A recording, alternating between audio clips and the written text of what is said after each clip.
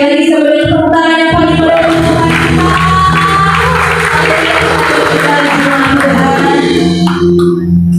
Kita ucap syukur Bapa yang baik untuk setiap perkenan Tuhan dalam kehidupan kami. Kasih setiap Tuhan yang kami rasakan sampai dengan pada malam hari ini membuat hati kami bersyukur punya Allah yang luar biasa. Karena mengikut Tuhan yang menjadi keputusan dalam kehidupan kami. Kami percaya bahwa ini semua hanya berkat anugerah dan kemurahan Tuhan yang diteruskan dalam kehidupan kami. Terima kasih Bapa yang baik. Terima kasih Tuhan Yesus.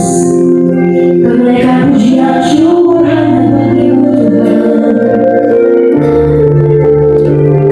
Terpujilah Engkau Tuhan. Terpujilah.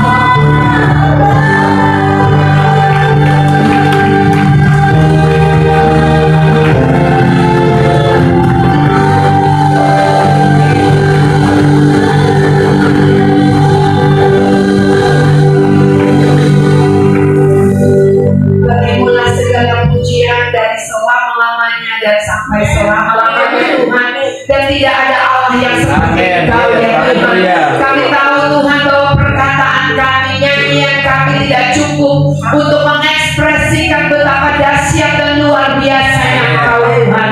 Engkau Tuhan yang ajaib, Engkau Tuhan yang besar, Engkau Tuhan yang luar biasa, tiada terselami ya Tuhan, kasih dan kuasa-Mu ya Tuhan. Tapi biarlah Tuhan, kami boleh melakukannya dengan iman, percaya kami Tuhan, bahwa kalau kami ada di tempat ini, kami memuji dan menyembah Engkau, kami meninggikan Engkau Tuhan. Kami ada di sini bukan karena kami tidak punya masalah Tuhan, tetapi kalau kami berdiri di sini dan bersyukur kepada-Mu Tuhan, karena kami percaya ada yang lebih besar daripada masalah kami, daripada sakit penyakit kami, daripada beban kehidupan kami, yaitu Engkau Allah ada di tengah-tengah kami, yang memberikan kami kemenangan demi kemenangan. Biarlah kebenaran firman-Mu Tuhan itu boleh memerdekakan setiap kami yang mendengarnya ya Tuhan. Dan biarlah pendengaran kami akan firman-Mu Tuhan, iman kami boleh timbul Tuhan. Kami percaya Engkau berkata, barang siapa yang percaya kepadamu tidak pernah dipermalukan. Barang siapa yang berharap kepadamu tidak pernah dikecewakan. Terima kasih Tuhan, kami percaya kami ada di tempat ini. Kami pulang membawa kemenangan, kami pulang membawa kelegaan, kami pulang membawa kekuatan, kami pulang membawa kesembuhan dari Tuhan. Karena di tempat ini kami ngalami Tuhan, karena di tempat ini kami ketemu Tuhan. Terima kasih Bapa. Biarlah di dalam satu nama Yesus Kristus Tuhan, kami alaskan doa kami. Setiap kita yang bersukacita menyambut kebenaran firman Tuhan, sama-sama kita katakan amin. Halo. Worship leadernya luar biasa ya, ya kecil-kecil sampai rambut nih, menggelegar. Haleluya ya, puji Tuhan. Apa kabar Bapak Ibu? Luar biasa ya, ini saya kali kedua ada di tempat ini. Terima kasih kesempatannya buat om saya sama tante saya yang kasih saya kesempatan untuk khotbah di tempat ini hari ini. Buat saya luar biasa karena ditemenin mami, ditemenin tante, ditemenin om, ya. Luar biasa. Hari ini mami hari minggu kemarin baru ulang tahun, tante saya hari ini berulang tahun. Luar biasa hari ini ya, puji Tuhan. Nah, hari ini bukan kita yang luar biasa, tapi Tuhan Allah yang luar biasa ya. Nah, hari ini saya mau berbicara tentang otoritas orang yang percaya. Hari-hari ini Tuhan lagi terus berbicara kepada saya, meningkatkan kepada saya tentang hal ini, tentang otoritas orang yang percaya. Tadi pujian tadi yang mengiring Yesus meletakkan hak kita apa? Hak kita tuh kita berhak untuk nggak percaya sama apa kata Tuhan. Kenapa? Karena apa yang Tuhan ngomong sama apa yang saya alami kok berbeda. Apa yang saya lihat sama apa yang Tuhan ngomong kok beda. Kita berhak untuk nggak percaya, tetapi kita mau meletakkan seluruh hak kita untuk kita percaya kepada kehendaknya.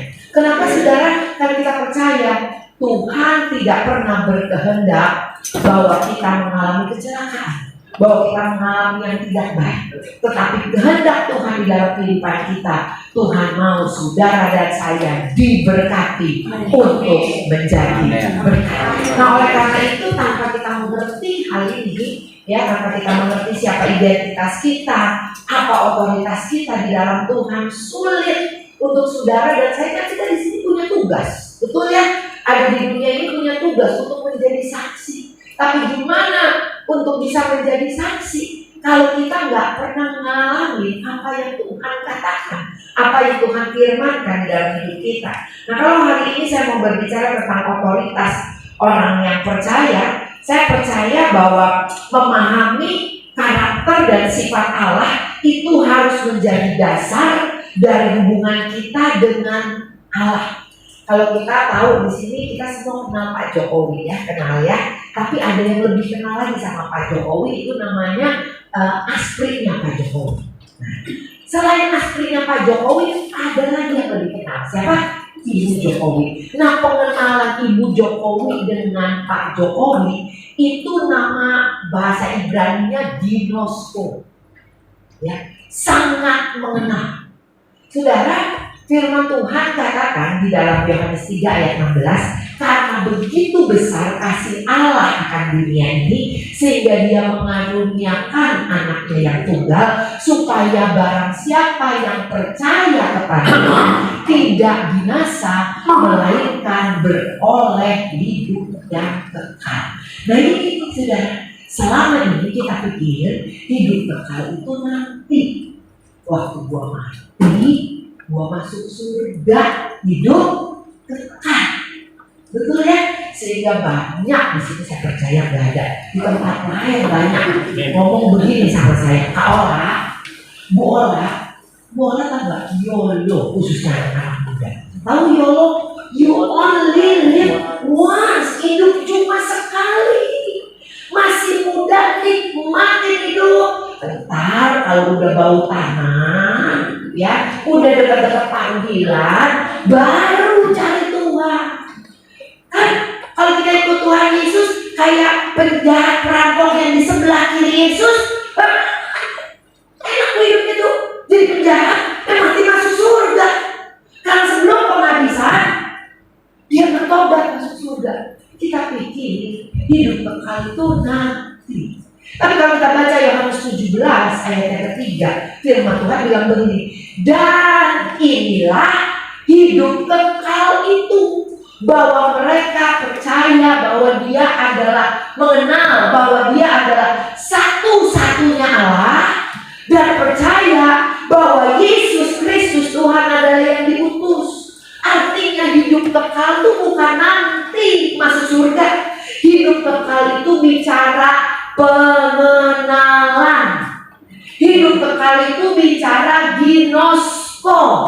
Hidup kekal itu bukan nanti. Lihat kiri kanannya bilang ini sekarang. Betul. Karena kalau nanti di surga kita udah balik ke roh. Ada orang bilang begini, oh miskin di bumi gak apa-apa, yang penting kaya di surga. Itu bukan seperti itu yang Tuhan Yesus buat untuk kita. Susah di bumi gak apa-apa, nanti damai di surga. Jadi saya mau bilang kalau ada orang yang meninggal, dikirim bunga, rest in peace. Saya mau bilang buat anak-anak Tuhan, gak usah nunggu mati dulu baru punya damai. Yesus datang berkata, damai sejahtera aku tinggalkan bagi kamu, dan damai sejahtera yang aku berikan tidak sama dengan dunia ini. Artinya Tuhan Yesus mau berkata begini, datanglah kerajaanmu, jadilah kehendakmu di bumi seperti di surga. Bilang kiri kanan yang gak usah nunggu mati. Amin.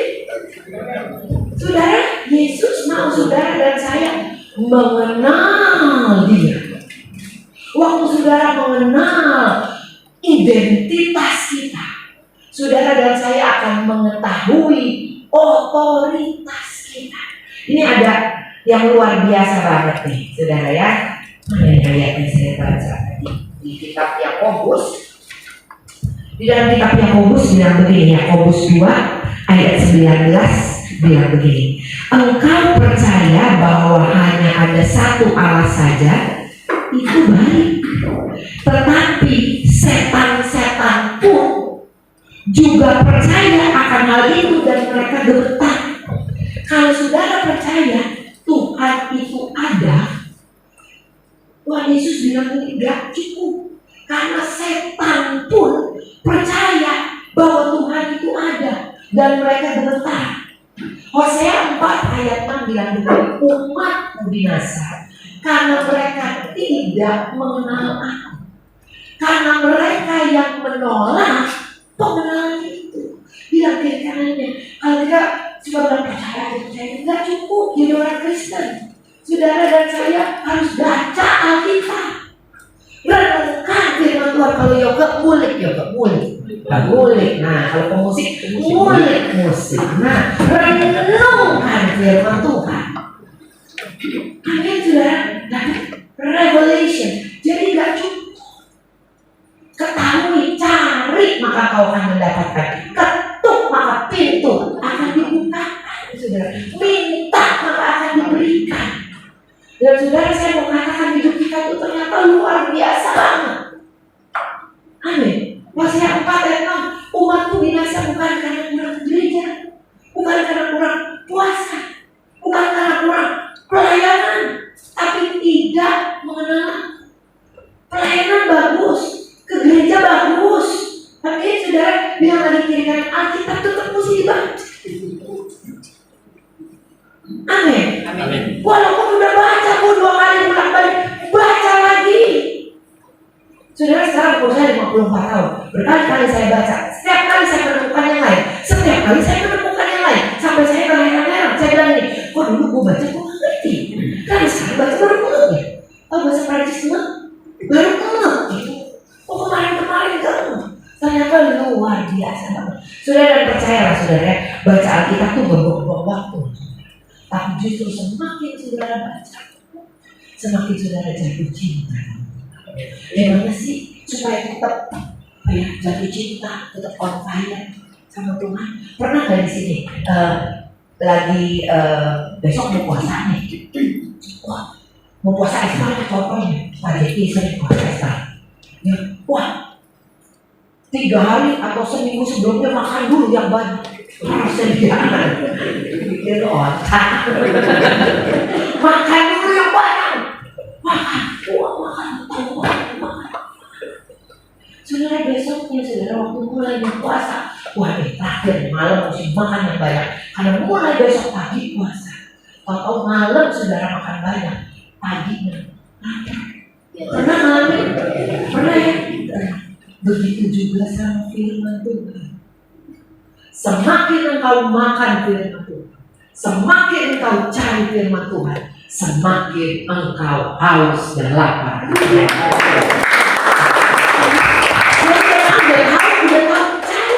Pernah nggak ikut tadi sekali nggak kita, 2 kali 3 kali 5 kali 6 kali apa sih ikut tadi? Ya berkali itu pernah. Semakin kita mencari, semakin haus dan lapar, kita akan kebenaran. Nggak sekali nggak ke gereja nggak apa-apa, 2 kali nggak ke gereja nggak apa-apa, tidak lama-lama nggak apa-apa. Betul, ya tadi kayak perumpamaan tadi itu semakin haus dan lapar. Nah saudara, saya mau katakan kita penting banget untuk memahami dan mengenal karakter Kristus, sifat Allah di dalam kehidupan kekristenan kita, dan itu menjadi dasar hubungan kita dengan Allah. Karena kekristenan, saya mau katakan saudara, kalau agama banyak aturannya, tetapi kekristenan itu bicara hubungan. Tadi firman Tuhan katakan di dalam Yohanes 17 ayat 3, hidup kekal itu hubungan, bukan nanti saudara. Saudara mengenal Dia, Tuhan kenal kita, kita kenal nggak sama Tuhan kita? Ya, penting untuk kita mengetahui hal ini. Nah, saya mau buka di dalam Lukas, cerita anak yang hilang, perumpamaan tentang anak yang hilang. Ini kita udah sering baca, kita udah sering renungkan tentang hal ini. Ada seorang bapak punya 2 orang anak laki-laki. Tiba-tiba anaknya yang kecil bilang, ini papa bagi kebue, bagi warisan, bagi harta. Waktu saya baca firman Tuhan ini, saudara ya, saya renungkan lagi. Ternyata di dalam ayat 12, firman Tuhan, Lukas 15 ayat 12, firman Tuhan bilang begini, ayahnya membagi harta kekayaan itu di antara mereka. Artinya dua-duanya dapat harta, bukan si bungsu doang. Yang sulung juga dapat harta, dapat bagian, dapat warisan. Kita tahu ceritanya, yang bungsu keluar dari rumah, dia memfoya-foyakan harta kepercayaan yang dari orang tuanya, ya dia lakukan ya sesuka-sukanya dia. Singkat cerita, terjadi kelaparan, duitnya habis, dia harus jadi budak, dia kerja di kandang babi, sampai gak ada makanan, dia mesti makan makanan babi. Dan yang luar biasa, ternyata si bungsu itu walaupun dia memfoya-foyakan uang bapaknya, harta bapaknya, Sekalipun dia keluar dari rumah Bapak, di ayat 17 dikatakan dia sadar. Makanya ada tertulis sadar dan berjaga-jaga. Banyak dari kita begitu udah jatuh, udah tangguh. Lihat si bungsu, sadar. Tapi dia bukan cuma sadar, dia ingat bapaknya. Dia ingat bapaknya kasih makan orang, bapaknya baik, bapaknya punya harta yang luar biasa. Dia bukan cuma sadar. Kalau kita baca di ayat 18, dia bangkit dan kembali ke rumah bapaknya. Bilang kiri kanannya nggak cukup sadar doang. Bangkit dong, berbalik dong. Amin. Ini si bungsu dia udah jatuh loh, udah di kandang babi makan makanan babi. Tetapi dia sadar, dia bangkit, dia kembali. Gitu ceritanya. Waktu dia balik ke rumah bapaknya dari jauh udah nyambut dia. Firman Tuhan katakan di ayat 22 dikasih jubah. Jubah itu bicara apa? Penerimaan, pengampunan. Dikasih apa lagi? Dikasih cincin. Cincin itu bicara apa? Kuasa, otoritas. Dikembalikan loh sama bapaknya. Lalu dikasih apa lagi? Dikasih kasut. Kasut itu bicara apa? Tanggung jawab. Dikembalikan sama bapaknya. Semuanya dikembalikan. Tapi kalau kita lihat papanya bikinin pesta. Waktu papanya bikin pesta, yang sulung ngambek. Kenapa? Gara-gara ladang papanya. Dia apa-apaan nih? Kok si bapak pestain adik gue yang udah gak bener pulang malah dipestain? Dia malah ngambek. Dia bilang, kok bisa ya papa? Aku selama ini ada di rumah papa, bekerja di ladang papa, tapi kok aku gak pernah dipestain? Aku kok gak pernah dapat lembut tambun dari papa, padahal aku kerja buat papa. Nah saudara, ini yang saya ngomong. Banyak dari kita sebenarnya yang terbilang yang sulung di rumah bapak. Betul? Yang sulung ada di dalam rumah bapak, dia terima warisan juga, dia dapat kepercayaan juga dari bapaknya. Tetapi dia nggak sadar identitas dan otoritasnya sebagai anak bapak. Ada di ladang bapaknya. Ke gereja sih ke gereja, tetapi utang banyak. Ke gereja sih ke gereja, sakit-sakitan.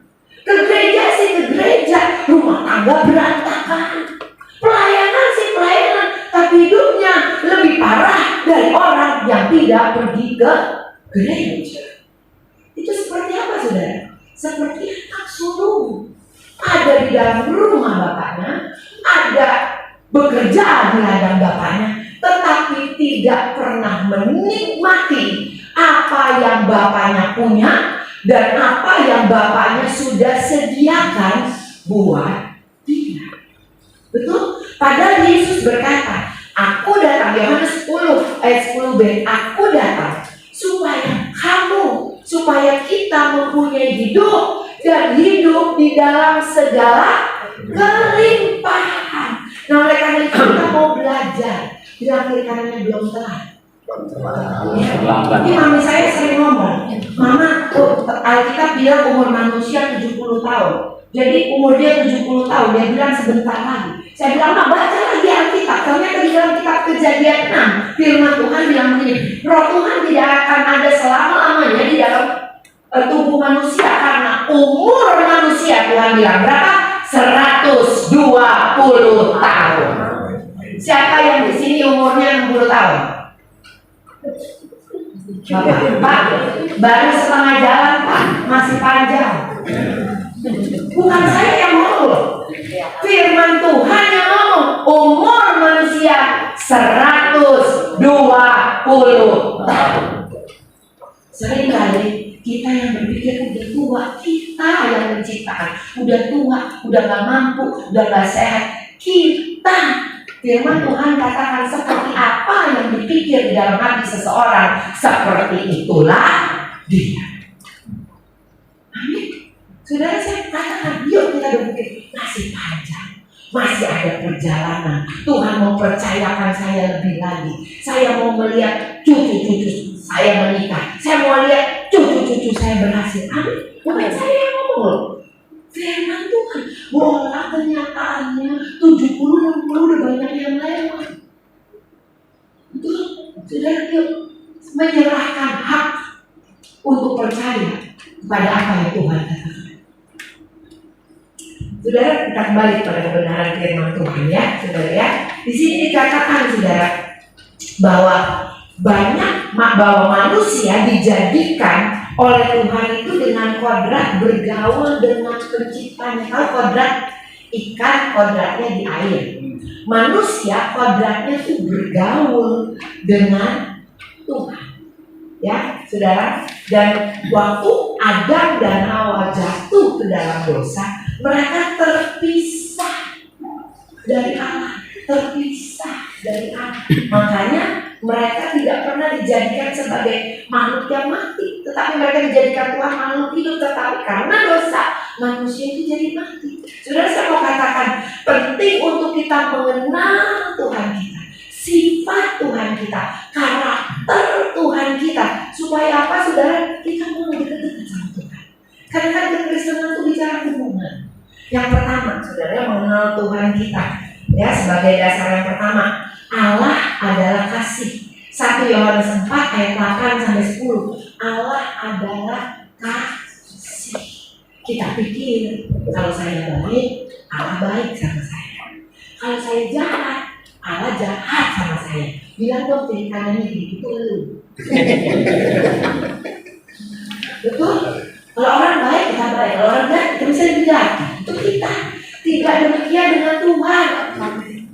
Allah adalah kasih, dan kasihnya tidak dipengaruhi oleh perbuatan kita. Justru perbuatan kita dipengaruhi oleh kasihnya. Bila lagi kita jadi balik-balik. Amin. Kasihnya tidak dipengaruhi oleh perbuatan kita, tetapi justru perbuatan kita dipengaruhi oleh karena kasih Tuhan.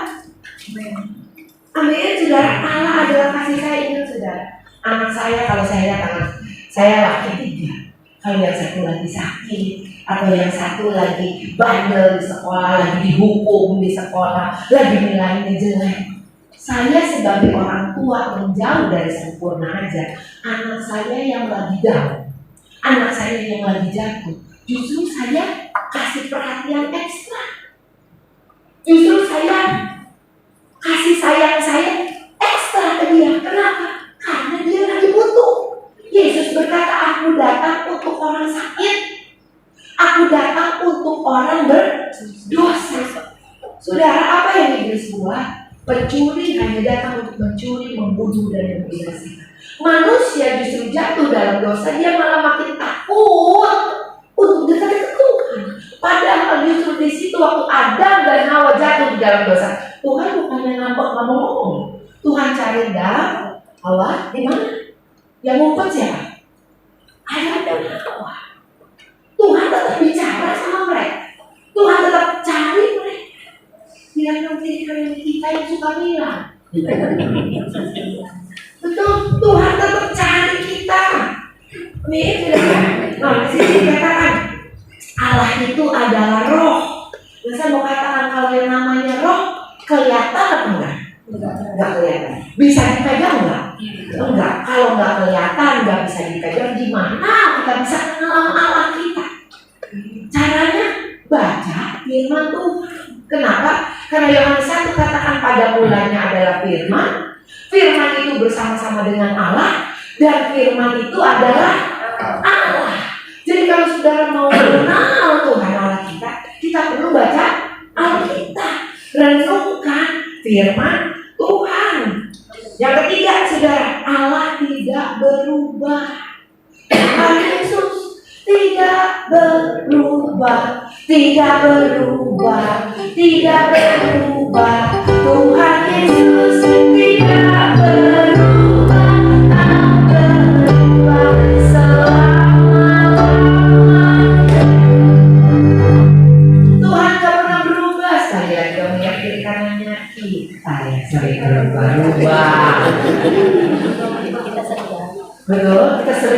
loh yang berubah-ubah ya. Tapi kita punya Tuhan yang tidak pernah berubah. Yang keempat, saudara, dikatakan apa? Allah itu adalah Allah pemberi kehidupan. Yesus berkata, aku datang supaya kamu mempunyai hidup. Dan bukan cuma hidup, hidup di dalam segala kelimpahan, abundant life, so alive. Saudara dan saya diberkati untuk menjadi berkat. Itu kita di dalam Tuhan. Nah, saudara, saya mau katakan, saat kita mengetahui sifat dan karakter Allah, kita akan menemukan kodrat baru kita di dalam Tuhan, manusia baru kita di dalam Tuhan. Saya boleh nikah 3 orang. 3 orang saya minta yang agak kecil, yang sedang, sama yang tinggi. Boleh kan? Ya, boleh. Right. Ada satu lagi. Stella. Siapa yang pernah? Stella mana Stella? Iya. Nah, Ini nih. Oke. Kamu di tengah deh kamu. Kamu ini.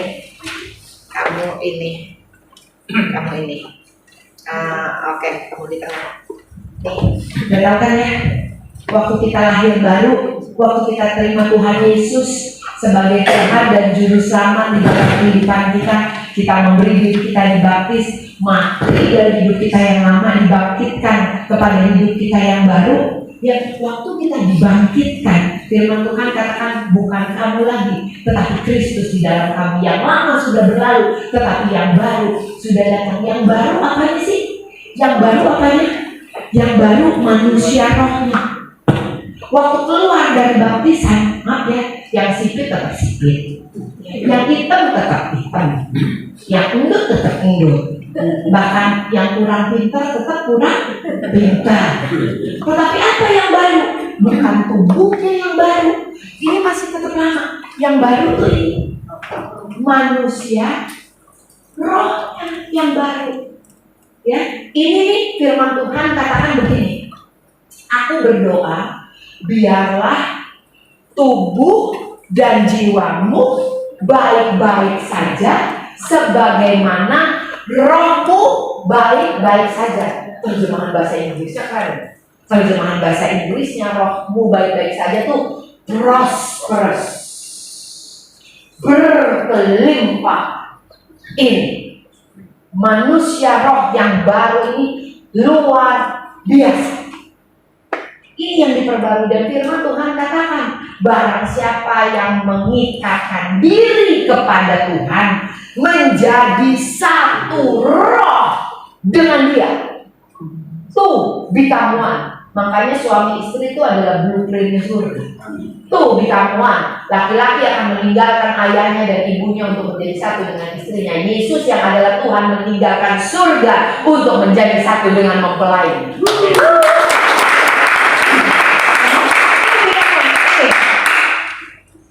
Nih manusia barunya, dan firman Tuhan katakan Tuhan waktu kita lahir baru dia kasih rohnya sebagai materai. Saudara di sini ada yang pernah pakai materai? Kalau pakai materai dicopot, dicabut gitu, nggak bisa. Kalau udah materai sah, betul? Nih seal materai ini. Nah saudara, ini kan balik roh, kelihatan nggak? Nggak bisa. Saudara perlu mengacak. Kitab Yakobus bilang ngacaknya apa? Mencermin rohani. Kalau kita ngacak pakai cermin duniawi yang kelihatan udah mulai keriput, udah mulai turun, ya, motor. Kalau cermin rohani kita melihatnya itu kurang terus. Kita perlu melihat kepada cermin rohani. Apa itu? Firman Tuhan, mengetahui identitas kita yang baru di dalam Tuhan, manusia roh kita. Tuhan katakan saudara, yang lama sudah berlalu, yang baru sudah datang. Dan firman Tuhan bilang begini, seluruh kepenuhan Allah ada di dalam Yesus, dan seluruh kepenuhan Yesus ada di dalam setiap kita yang percaya. itu nggak kelihatan. Apa yang harus kita lakukan ini?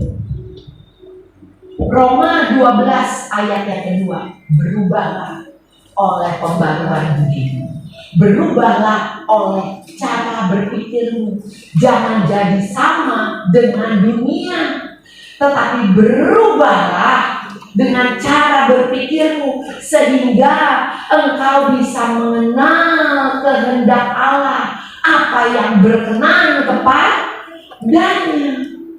Apa sih yang menjadi kehendak Tuhan di dalam hidup kita?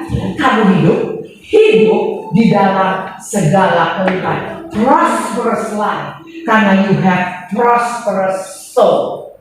Ini yang harus berubah. Nah, saudara, berubah cara pandang, berubah cara berpikir nggak bisa yang namanya dibilang brainwash, kosongin pikiran nggak bisa, dan nggak bisa juga begini. Dalam nama Yesus berubah, berubah, nggak bisa. Mesti baca firman berulang-ulang. Makanya ada kitab ulang-ulang, saudara. Dan apa yang menjadi fokus kita kalau dia ini apa nih, saudara? Pikiran, emosi, perasaan, ini ada di sini. Nah, kalau dia ngelihatnya terus ke sini, ini kan tubuh lamanya. Sekalipun ininya udah manusia baru, dia gak akan pernah bisa menikmati apa yang Tuhan sudah sediakan si anak sulung. Kenapa? Karena dia ngelihatnya ke sini dulu yang kelihatan. Makanya ada tertulis, orangku yang benar akan hidup oleh karena percayanya, bukan karena apa yang dia lihat. Karena apa yang dia lihat mengecewakan, apa yang dia lihat menakutkan, apa yang dia lihat mengkhawatirkan. Betul, saudara, karena dia nengok ke sini, dia harus berubah cara berpikirnya. Ngapain? Dia harus ada ke sini, melihat kepada roh. Apa itu roh? Firmanku adalah roh dan kehidupan. Dia harus memandang kepada roh manusia. Rohnya lewat apa? Lewat firman. Ini sakit, dia gak boleh nengok ke sini terus. Aduh, tambah sakit dikit lagi, gue mati nih. Aduh, udah sebentar lagi, berapa lama lagi nih? Tanda-tanda telah nyata, hujan akhir telah tiba. Nengoknya ke sini terus. Tapi kalau dia nengoknya ke sini, dia fokusnya ke sini, sekalipun tubuhku sakit, tetapi aku percaya oleh birnya aku sudah kesembuhan. Sekalipun uang di dompetku tinggal 20.000, tetapi aku percaya Allahku akan mencukupi segala kebutuhanku sesuai dengan kekayaan dan kemuliaan. Pandang sih, apa yang menjadi fokus kita, itu yang akan kita terima. Saya ingat saya pernah pergi ke Jepang sama suami sama anak-anak. Jepang kan itu MRT-nya tuh luar biasa. Saya sama suami nggak ngerti. Satu waktu anak-anak, mama sama papa nggak boleh ikut. Kita mau pergi ketemu teman, mama sama papa berdua aja. Masa berdua aja nggak ngerti? Iya ngerti kata papa. Ini diajarin anaknya. Papa mesti turun di Shinjuku. Stasiun namanya Shinjuku, tapi ada dua Shinjuku. Satu Shinjuku Ichome, satu Shinjuku. Papa turun di Shinjuku, papa nggak boleh turun di Shinjuku Ichome. Suami saya tukang bercanda. Dia gangguin anaknya, Ichome. Ada bercanda. Oke, Shinjuku Ichome kan nggak boleh. Ichome. Saudara tahu kita turun di mana? Shinjuku Ichome. Kenapa? Karena itu yang kita fokusin. Apa yang kita fokusin, itu yang kita terima. You are what you believe. Tapi kalau kita memfokuskan diri kita kepada apa yang baru, identitas kita, otoritas kita yang sudah kita terima dari Tuhan, itu yang akan menjadi milikmu. Nah, saudara, kita nggak bisa tuh, kamu di depan, jadi kamu di sini, Rafael di sini. Kita nggak bisa hidup dipimpin oleh roh. Kalau rohnya itu betul tidak? Oleh karena itu perlu apa, saudara? Baca kitab suci, doa tiap hari,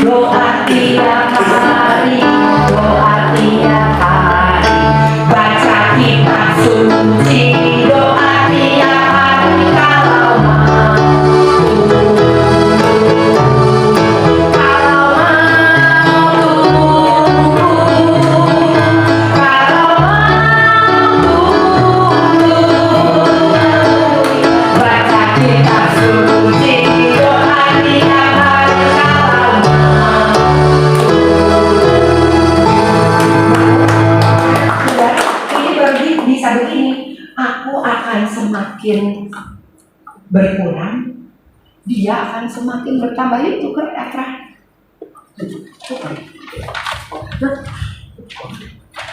Oh, nangkap. Dia akan semakin bertambah. Aku semakin bertambah. Baru saudara bisa bilang hidupku dipimpin oleh Roh Kudus. Amin. Kalau apa? Kalau fokusnya pada yang baru yang Tuhan sudah sediakan. Ini bisa online. Kalau enggak, Kristen pelayanan, tapi banyak yang error. Kenapa kagak sinkron? Bingung kan melihat ke jiwa, kan melihat ke tubuh, kan melihat ke roh. Bingung sendiri lama-lama kan? Saya bilang kita fokus aja. Fokus kepada apa yang Tuhan sudah sediakan. Trust, berterima. Thank you.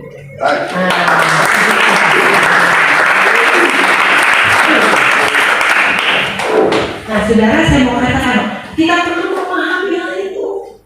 Ya, identitas kita, baru kita bisa mengerti apa yang menjadi otoritas kita sebagai orang percaya. Karena sejak awal penciptaan, Allah menjadikan manusia itu punya kuasa dan otoritas. Yang ayatnya Kejadian 1 ayat 26 sampai 28. Kejadian 1 ayat 26 sampai 28. Ya. Berfirmanlah Allah, baiklah kita menjadikan manusia menurut gambar dan rupa kita, supaya saudara dan saya dijadikan tadi itu tubuh jiwa roh serupa dengan gambar Allah. Ada tujuan. Kita punya tubuh jiwa roh, ada tujuan. Amin. Ada tujuan. Tujuannya apa? Supaya mereka berkuasa atas seluruh ciptaan Allah. Amin. Bilang kiri kanan nih. Kamu diberi kuasa. Oh, diberi kuasa. Nah. Lalu lanjut ayat yang ke-27. Maka Allah menciptakan manusia itu menurut gambarnya, menurut gambar Allah diciptakannya dia. Laki-laki dan perempuan diciptakannya mereka. Laki-laki dan perempuan punya otoritas dan kuasa yang sama. Bilang kiri kanannya yang beda fungsinya. Yang beda fungsi. Sama-sama punya kuasa dan otoritas. Yang beda fungsinya. Ayo terus yang ke-28. Allah memberkati mereka. Bilang kiri kanannya, kamu sudah diberkati. Jangan bilang kalau udah punya mobil 2, motor 3, rumah 5 baru diberkati. Kamu sudah diberkati. Dan berkat Tuhan atas hidup kita tuh punya tujuan. Nih, lalu Allah berfirman kepada mereka, beranak cuculah dan bertambah banyak, penuhilah bumi. Ini bukan cuma bicara berkat buat suami istri, tetapi berkat buat manusia. Beranak cuculah, bertambah banyak, artinya apa? Multiply. Berkat Tuhan memampukan saudara dan saya multiply. Mungkin dulu PD ini isinya cuma berapa Om Jeki? 10. Kalau sekarang segini banyak karena ada berkat Tuhan atas anak-anak Tuhan yang mengelolanya. Amin. Multiply, bukan cuma pelayanan. Apa saja yang dikerjakan oleh tanganmu, Tuhan sudah memberkati engkau to multiply. Tuhan sudah memberkati kita untuk kita berkembang, untuk menjadi lebih baik. Bukan cuma banyak anak, tapi berkembang. Apa saja yang dipegang oleh tanganmu, apa saja yang dikerjakan oleh tanganmu, berkembang. Kenapa? Karena berkat Tuhan sudah ada atas saya. Amin. Amin. Nih, apa lagi? Di sini penuhilah bumi dan taklukkanlah itu. Taklukkanlah itu. Saya baru ngomong berkali-kali. Taklukkan itu. Roma 8 ayat 37 dengan saya. You are more than conqueror.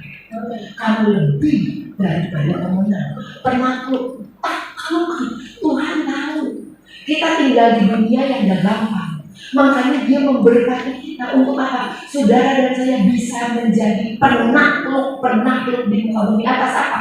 Beban hidup, masalah kehidupan, tantangan. Betul saudara? Sakit penyakit Tuhan bilang kanker. Nah, karena Tuhan tahu di dalam dunia ini semua itu ada. Makanya dia berkati saudara dan saya supaya saudara dan saya bisa berkuasa, bisa multiply, bisa menaklukkan. Wah, lalu apa? Berkuasalah atas ikan-ikan pada semua ciptaan Tuhan. Bahasa Inggrisnya bilang begini, have dominion, take dominion, berkuasa.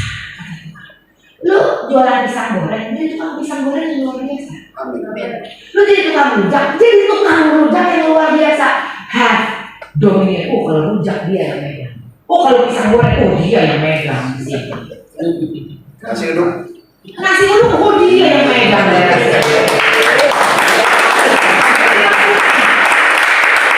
Dominion itu maksudnya beda. Jadi ibu rumah tangga yang luar biasa. Jadi pendeta yang luar biasa. Jadi jemaat yang luar biasa. Jadi pelayan Tuhan yang luar biasa. Kenapa saudara? Karena berkat Tuhan sudah ada atas kita.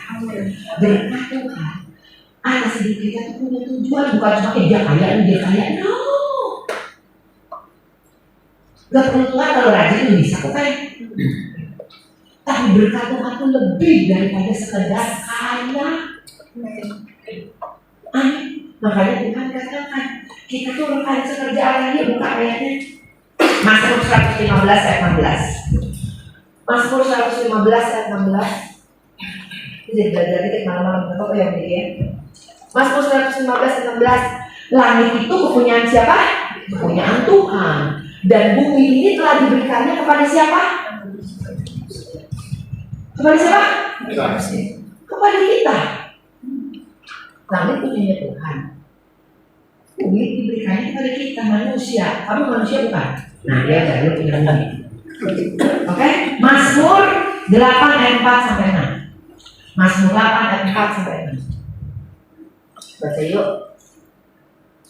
Jika aku melihat langitmu, buatan jarimu, bulan dan bintang-bintang yang kau tempatkan, apakah manusia sehingga engkau mengingatnya? Apakah anak manusia sehingga engkau mengindahkannya?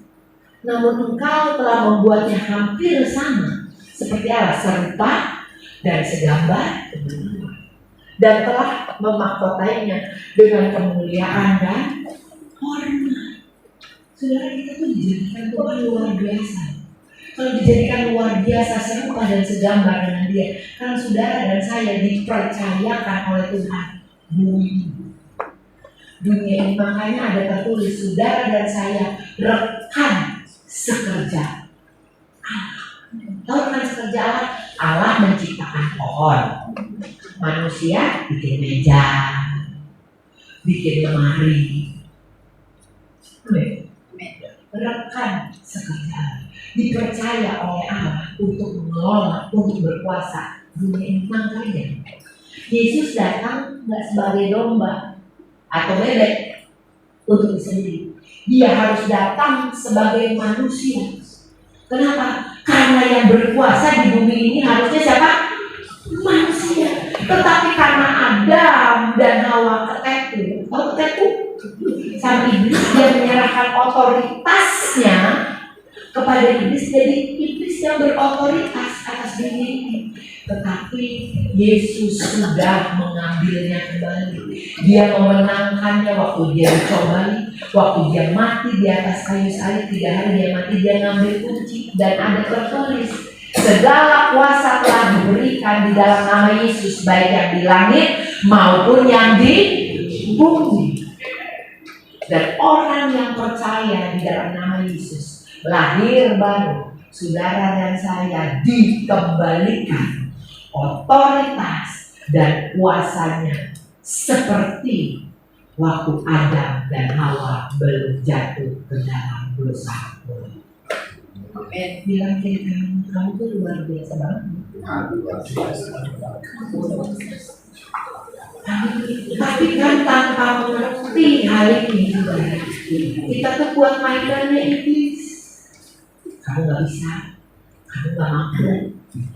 Betul saudara, dan saya percaya Tuhan mau kita mengerti hal ini supaya apa saudara-saudara dan saya yang menjadi orang-orang yang luar biasa, saudara dan saya menjadi saksinya Tuhan. Iblis itu pencuri. Kenapa dia pencuri? Pencuri itu nggak mungkin mencuri orang miskin. Pencuri itu nggak mungkin mencuri hal yang tidak berharga. Kenapa Yesus bilang dia pencuri? Karena sejak awal penciptaan dia sudah mencuri otoritas yang diberikan Allah kepada Adam dan Hawa. Yesus mengembalikan apa yang telah dicuri oleh iblis. Kalau kita lihat di Matius 4, berkali-kali iblis katakan sama Yesus mencoba pada mulut, kalau kamu anak Allah, kalau kamu anak Allah. Biar Yesus meragukan, kalau kamu anak Allah. Yesus gak ngobrol dari tanya, kamu siapa? Kamu berat anaknya? Enggak, dia gak ngobrol. Langsung Yesus bilang, ada tertulis. Ada tertulis. Biar dong kiri kanannya sama yang begitu gak usah ngobrol. Diusir aja. Betul? Ada tertulis. Dia gak berunding, saudara. Ada tertulis. Nah, oleh karena itu saudara, saya percaya kita perlu memahami dan percaya ya otoritas kita, identitas kita sebagai orang-orang yang percaya. Dan saya percaya waktu kita mengenal kebenaran ini, maka kebenaran ini yang akan memerdekakan setiap kita. Saudara, firman Tuhan katakan, masakan Tuhan yang sudah mengaruniakan kepada kita anaknya, dia tidak mengaruniakan segala sesuatunya buat setiap kita yang sudah memanggil dia ya Abba, ya Bapa. Betul, saudara? Roma 8, saudara katakan bahwa lebih dari semuanya itu, kita adalah orang-orang yang lebih daripada pemenang oleh karena dia yang telah mengasihi setiap kita. Saudara, kalau dulu di dalam kitab Kejadian kita itu penakluk, tetapi di dalam kitab Roma 8 dikatakan lebih daripada sekedar penakluk. Oleh karena apa? Oleh karena dia yang telah mengasihi kita, karena kita tidak menaklukkannya sendirian, karena Roh Allah ada di dalam kita, karena kita melakukannya bersama-sama dengan Tuhan. Dan saya mau katakan, jangan ragukan identitas kita dan otoritas kita di dalam Kristus, karena ada banyak perkara yang Tuhan percayakan di dalam hidup setiap kita, dan Tuhan mau saudara dan saya bangkit lebih daripada pemenang dan menjadi saksinya Tuhan. Dan saya percaya orang-orang yang mengerti identitas dan otoritasnya di dalam Tuhan gak gampang tersinggung. Betul? Gak gampang. Karena apa? Identitas kita tidak ditentukan apa kata orang. Identitas hidup kita tidak ditentukan apa kelakuan orang terhadap kita. Tetapi identitas kita ditentukan apa kata Tuhan tentang siapa saya. Hidupmu bukan cuma diberkati, tetapi hidupmu menjadi berkat. Amin. Tuhan Yesus.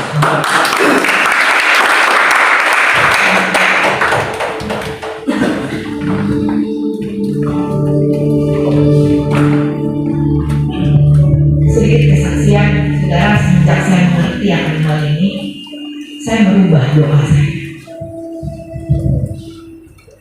Kalau dulu doa kan selalu biar olah, supaya olah, biar olah, supaya olah. Tapi waktu saya mengerti, saya diberkati untuk jadi berkat. Saya merubah doa saya. Saya perhatikan saudara. Waktu zaman pandemi, gereja saya bukan gereja besar, di mana suami saya sebagai gembala. Waktu pandemi itu kas gereja zero. Masih ada anak-anak yang melayani online. Kami kasih keputusan untuk kasih persembahan kasih, bukan persembahan kasih untuk memelihara mereka. Kami masih ada full timer yang harus digaji. Saya bilang sama suami saya, nggak mungkin menjadi gaji, mereka harus hidup. Saya merubah doa saya waktu saya berpikir, Tuhan berkati kami Tuhan, supaya kami bisa kasih PK, supaya kami bisa bayar PK, karena mereka anak-anakmu tuh butuh hidup Tuhan. Kasihan mereka Tuhan. Saudara, saya ingat waktu itu pagi hari waktu saya berdoa. Saya jalan pagi, saya keliling.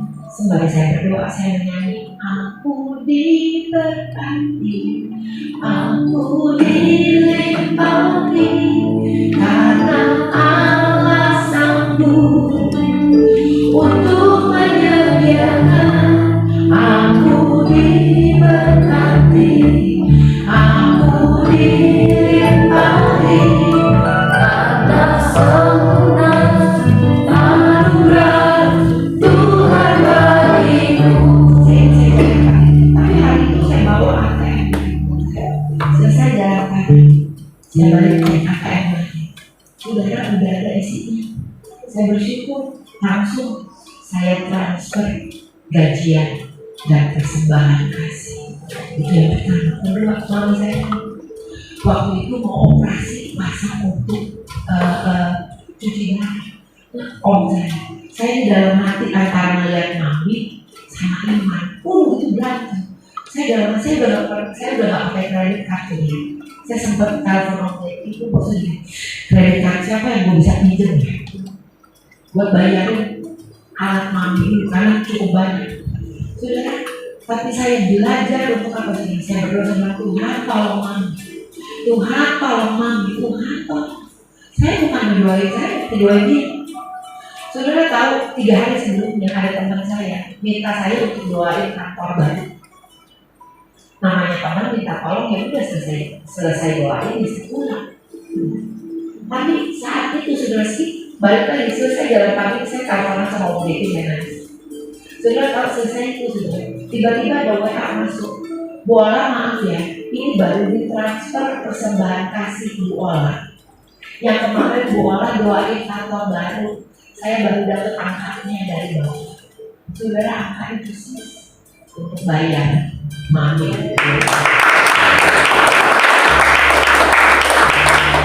Itu bisa luar biasa, tapi saya pengen kita belajar sesuatu.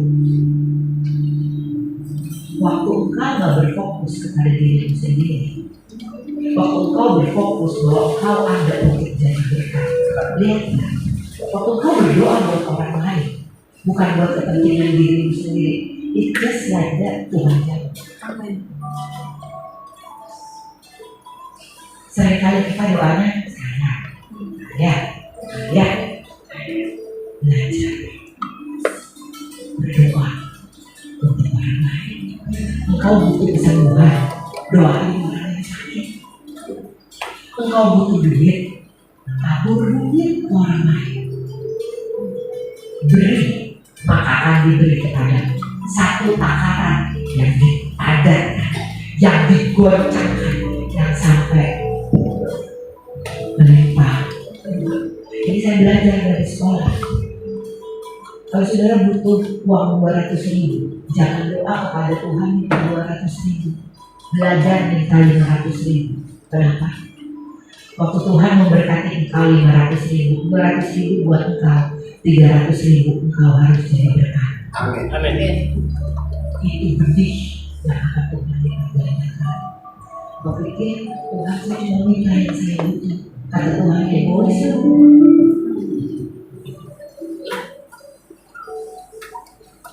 Minta lebih supaya hidup kita jadi berkat. Karena ngerti tadi kebenaran firman Tuhan, otoritas kita sebagai orang percaya, kita diberkati untuk menjadi berkat. Amin. Tuhan Yesus.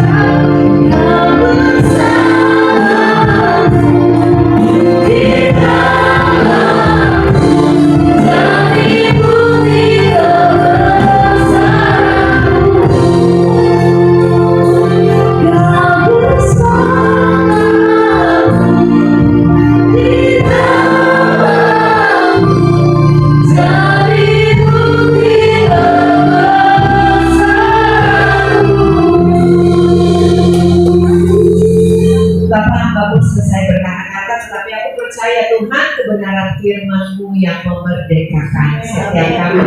Bapak, berdoa Tuhan apapun yang sedang